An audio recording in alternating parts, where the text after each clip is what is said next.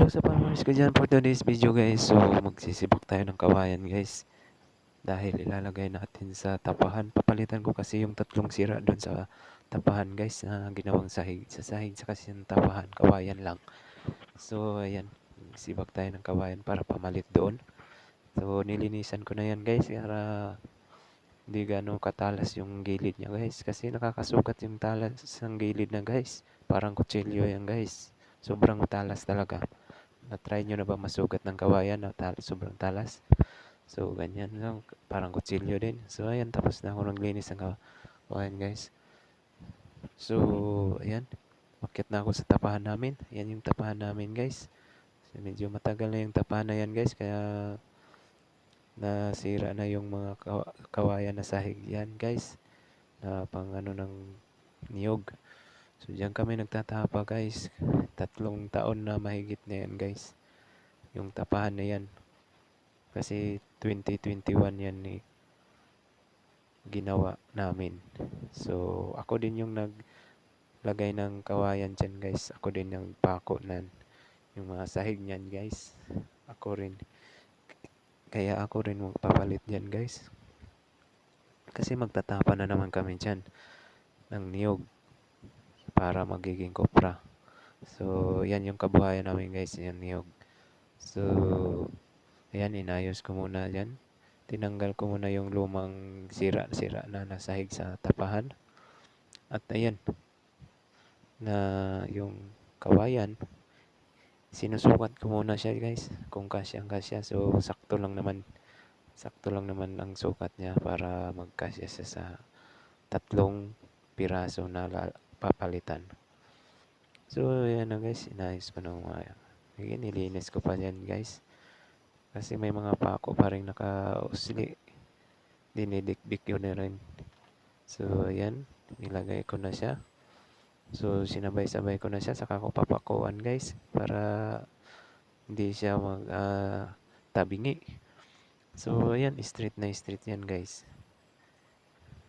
Nakikita nyo naman. So, ayan. Papakuan ko na siya guys. Para hindi yan matanggal. So, ganyan pag gumawa kayo ng tapahan guys. So, matagal-tagal rin yan guys. Aabot rin ng ilang taon pag gumawa kayo ng tapahan. Kung merong mga niyog lang ang nakakaroon ng tapahan guys. So, ayan. Nagpapako na ako sa kawayan na sahig. So, ayan na guys. Minamadali na yan kasi ilalagay na nga yung tapahan na yung mga niyog. So, ayan guys, mabilis lang ako magpako kasi 3 piraso lang naman yan. Saglit lang sa akin, pero sa video mahaba-haba. Ayan na guys, nagpako ko na yan. Inayos ko muna, saka dinahan-dahan ko lang guys, baka tamaan yung daliri ko sa martilyo. Kaya medyo masakit din yan pag natamaan ka guys. So yan na guys. Malapit nang matapos yan guys. Maya maya matapos na yan. So yan. Marami pala yung papakuan yan guys. Bawat ano ng kahoy sa ilalim. Papakuan mo. Para hindi siya matanggal tsaka matibay. So, ayan. Naayos ko pala yung camera ko guys kasi kakadikdik ko sa kawayan. Gumagalaw kaya nagtabingi yung camera ko. So, ayan na naman.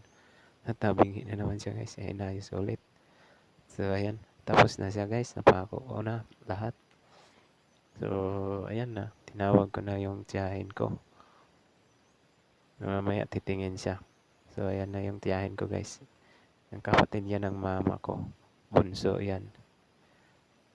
Yung nanay ko pangalawa. 3 lang sila magkapatid. So, ayan na guys. Bababa na ako kasi tapos na. Maya guys. So, sa kamasamaang palad pala guys. Hindi ko akalain. Sobrang bigat na pala ng nilagay namin. Ayan. Bumigay yung tapahan namin guys. Nasira talaga. So buti na lang may assistant ako naghakot. Kaya lumipat kami sa kabilang tapahan sa katabi ng lupa namin na may niyog. So may tapahan din sa itaas. So nilipat namin doon na lang kami nagtapa. So yan lang po guys, yung tapahan. Thank you for watching. Follow and share. Bye-bye.